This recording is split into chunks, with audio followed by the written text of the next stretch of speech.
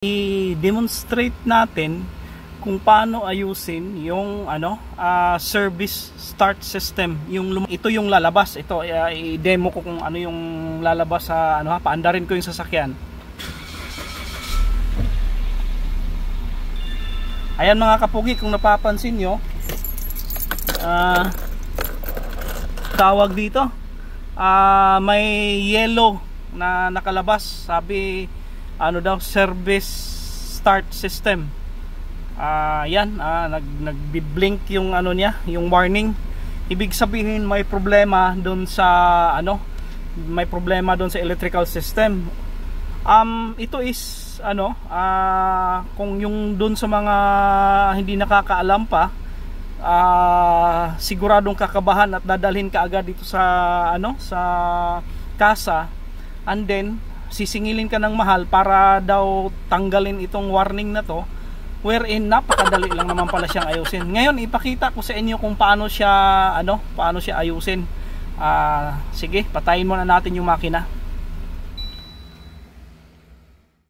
Just say the word and I'll throw a lasso around and pull it down. Sa kapunta to the moon, road trip, vroom vroom, skr skr, zoom zoom, sa fake, no room. Mga mata, namumula, asa ng trees, nadala mo ba? Bawalan tus at peke sa biyahe, kung isa ka dyan, ikay bumaba. Sa kapunta to the moon, road trip, vroom vroom, skr skr, zoom zoom, sa fake, no room.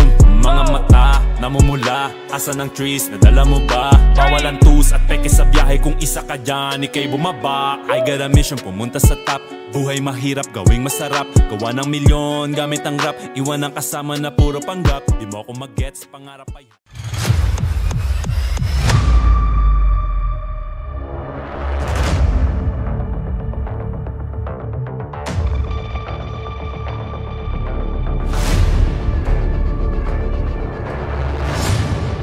mga kapugi. Ngayon, i-demonstrate natin kung paano ayusin yung service start system, yung lumalabas dito sa dashboard natin pag nagkaroon ng electrical problem. Yung sasakyan, kunwari meron kang defective na na gadget, tapos naisaksak mo sa USB hub ng sasakyan, magko-cause ito ng problema dun sa sa electrical wirings, sa electrical system niya. And then ito yung lalabas. Ito i-demo ko kung ano yung lalabas sa paandarin ko yung sasakyan. Ayan mga kapugi, kung napapansin nyo, tawag dito, may yellow na nakalabas. Sabi service start system. Yan, nagbi-blink yung yung warning. Ibig sabihin may problema doon sa sa electrical system. Ito is kung yung doon sa mga hindi nakakaalam pa, siguradong kakabahan at dadalhin ka agad dito sa sa kasa, and then sisingilin ka ng mahal para daw tanggalin itong warning na to, wherein napakadali lang naman pala siyang ayusin. Ngayon ipakita ko sa inyo kung paano siya ayusin. Sige, patayin muna natin yung makina. Ngayon mga kapugi, ituro ko sa inyo, itong sasakyan na to is Suzuki Vitara 2019. Pero lahat ng sasakyan na ganito yung naging niya, warning sa dashboard, is ito din most probably yung problema. So dito sa sasakyan na to, yung lagayan ng niya, yung lagayan ng fuse, yung fuse box, nandito siya sa ilalim ng tawag dito, itong sa driver side, sa ilalim ng dashboard. Tapos kung makikita nyo, dito siya sa tawag dito, nasa left side siya, nakadikit sa wall. So ito, tatanggalin natin tong cover na to, yung plastic cover na yan, para ma-access natin yung tawag dito, ma-access natin yung fuse box. Pati itong hinahatak natin para sa pagbukas ng pwede, madali naman siyang tanggalin. Tanggalin na rin natin para mas maluwang yung space. Okay?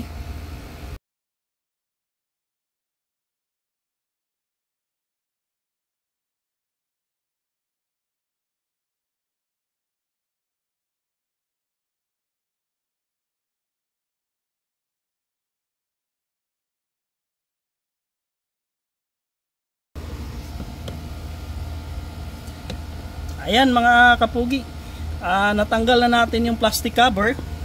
Ito po siya. So pwede na nating i-access yung fuse box.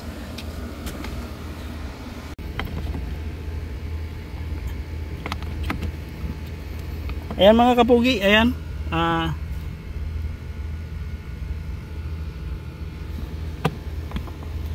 Ayan mga kapugi, hinatak ko lang pababa yung yung itong pambukas ng hood. So maluwang na siya mga kapugi.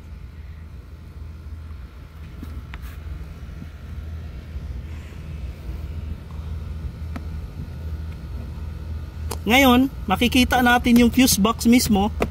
Madali lang siyang tanggalin. Pala yung sabi ko mga kapugi. Ayan mga kapugi, ang hirap ilagay ng camera. Ngayon babakasin ko yung cover ng ng fuse box. Teka. Yung pagbaklas mga kapugi, tusukin mo lang yung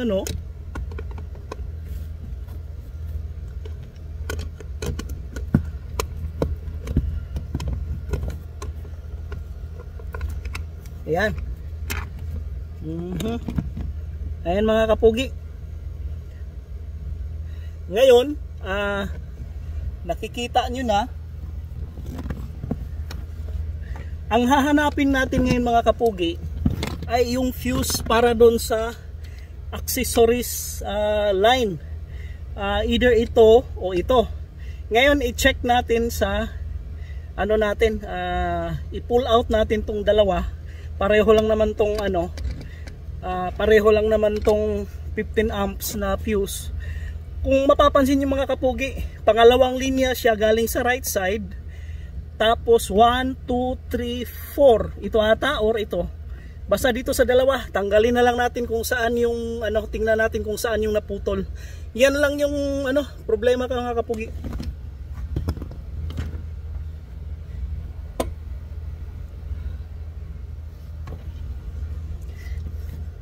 Ayan, gamit yung isang maliit na pliers na ganito, long nose, pwede natin siyang matanggal. Ayan. Ngayon mga kapugi, para maipakita ko sa inyo na nangyari dito sa fuse na to, ito yung multi-tester is sinet natin sa continuity. Kung mapapansin nyo, ayan, tumutunog siya. Tumutunog siya pag may walang putol sa linya. So ngayon, natin dito. Ayan mga kapugi, walang katunog-tunog. Ibig sabihin, busted na tong fuse na to. Meron akong isang fuse dito mga kapugi na similar, na niyan, na yun yung ipapalit natin. I-test natin kung may continuity. Ulitin natin mga kapugi, itong nasa right side, wala na siyang continuity, busted na. Tapos itong nasa left, yung bago, ayan. Kung nakikita nyo, tumutunog siya. So ito yung naging sanhi mga kapugi doon sa service start system na alarm. So ayan mga kapugi, ipalitan natin yung yung fuse na busted para bumalik sa dati yung ng sasakyan, na mawala yung tingnan natin kung mawawala yung warning sign niya sa dashboard. Okay ngayon mga kapugi, palitan natin yung yung tinanggal natin na fuse ng yung buo, yung hindi na busted, para makita natin kung babalik sa dati or mawala yung service start system na warning doon sa dashboard. Hirap kapugi,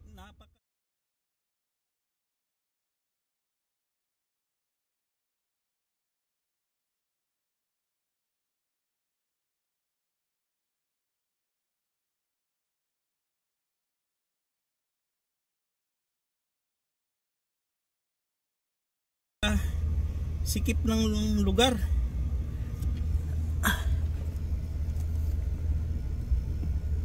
Yun.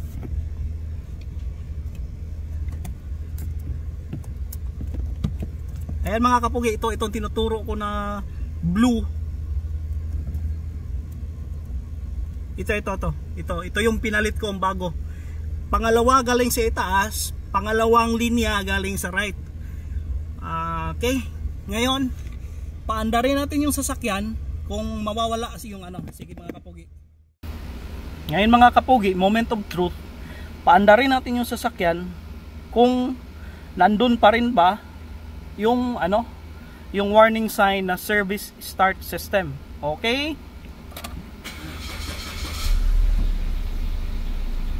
Voila, sa himala, sa awa ng Diyos mga kapugi, nawala.